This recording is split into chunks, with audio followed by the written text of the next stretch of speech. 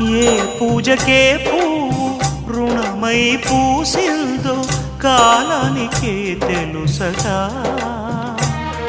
ఆ కాలం కనుమూస్తే కలగా చెరిగేది జీవితం ఒకటేనడా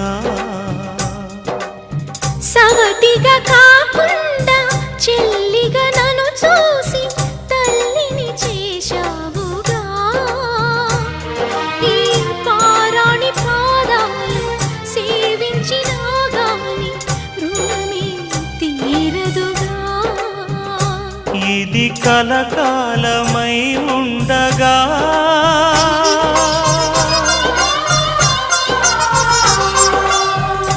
నీ అనుభవం